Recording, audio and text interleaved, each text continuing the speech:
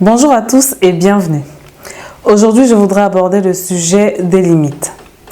Poser ses limites, c'est important quand on veut vivre en harmonie avec soi-même et donc par ricochet avec les autres. Et bien souvent, on a peur de le faire. Donc pourquoi et comment le faire? J'en parle tout de suite après. Bienvenue!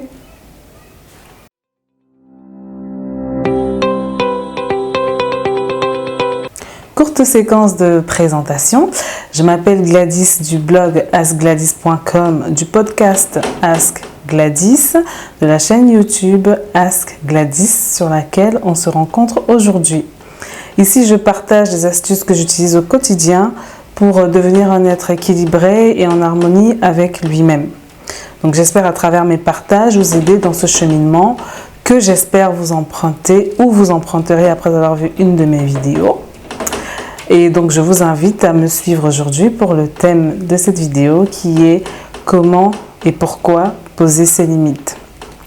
Je vous invite à me suivre sur les réseaux sociaux, donc Facebook Ask Gladys, ASK Gladys, GWLADYS, Instagram Ask plus loin Gladys, YouTube Ask Gladys, Twitter K_Gladys, de vous abonner à la chaîne, d'activer la clochette de notification et de liker la vidéo, ça m'aidera, et bien entendu de partager si vous en aimez le contenu. Maintenant, c'est parti pour aborder le thème du jour. Encore une fois, bienvenue sur ma chaîne. Alors, premièrement, pourquoi poser ses limites?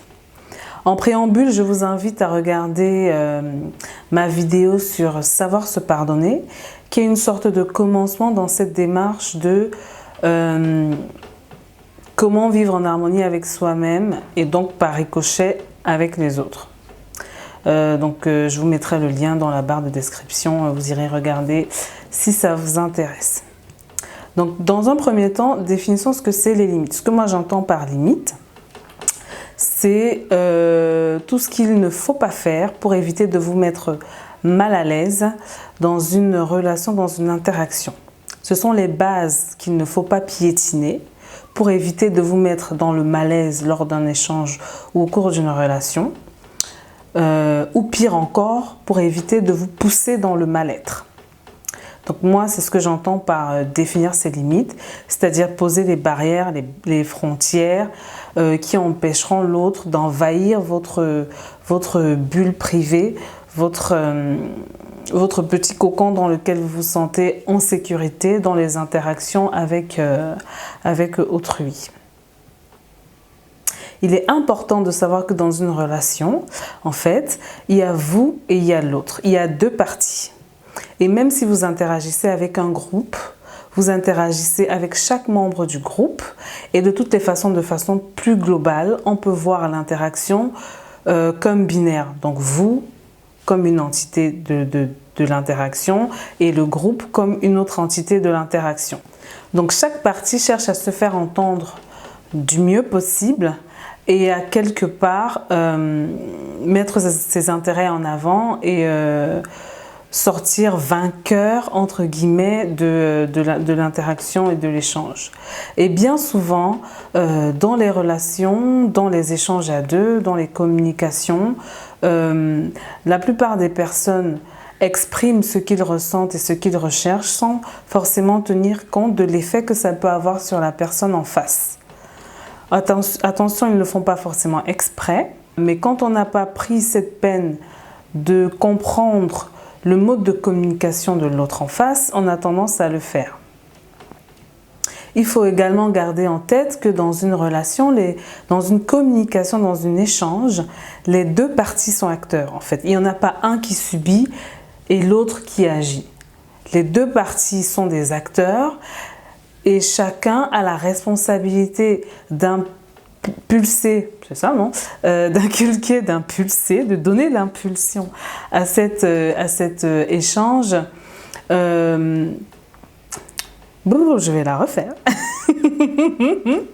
Donc il y a deux parties, les deux parties sont acteurs et chaque bout de l'échange, chaque bout de la relation, chaque acteur de la relation a la responsabilité de mettre en place une dynamique qui permet que chacun sorte gagnant de l'échange, de la relation, de la communication et que chacun se sente à l'aise avec l'autre.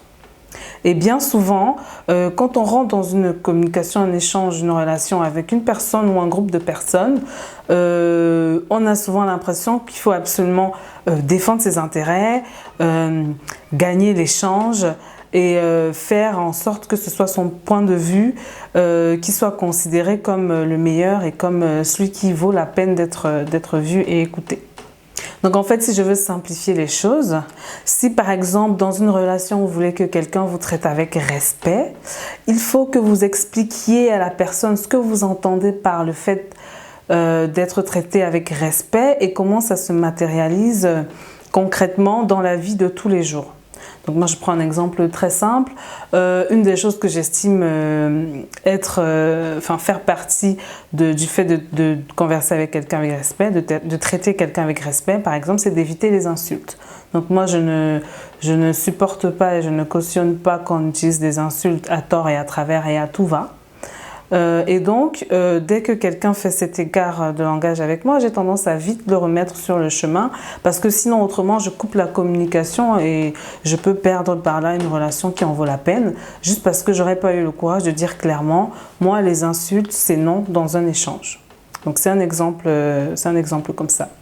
Après, attention, bien entendu, il y a toujours des personnes qui sont de mauvaise foi, mais bon, ça c'est la vie, c'est comme ça, et c'est encore autre chose. Là, je suis vraiment dans la démarche où les deux parties sont soit ignorantes de la démarche à adopter, donc elles sont volontaires pour apprendre, pour améliorer les choses, soit elles savent la démarche à apporter et elles sont de bonne foi et elles ont juste besoin d'un petit guideline pour pouvoir y arriver de façon plus simple.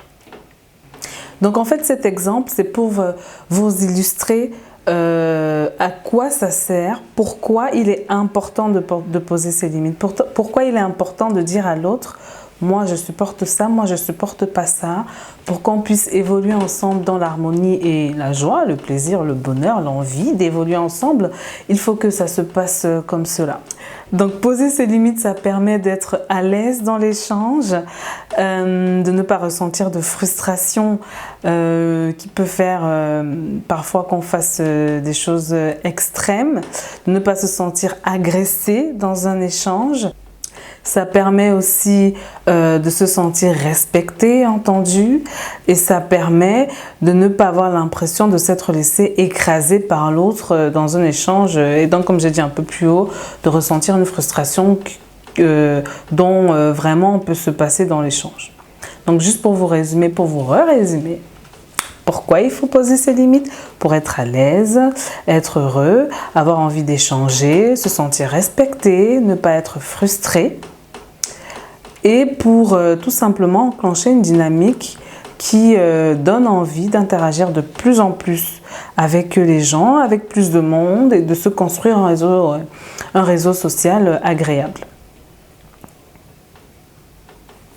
Donc point important que je tiens quand même à souligner, lorsqu'on a l'impression que ces limites sont respectées, on est plus enclin à interagir avec l'autre et on est plus heureux d'interagir avec l'autre. Donc c'est vraiment important de savoir tout simplement s'exprimer et de partager avec l'autre qui on est en réalité.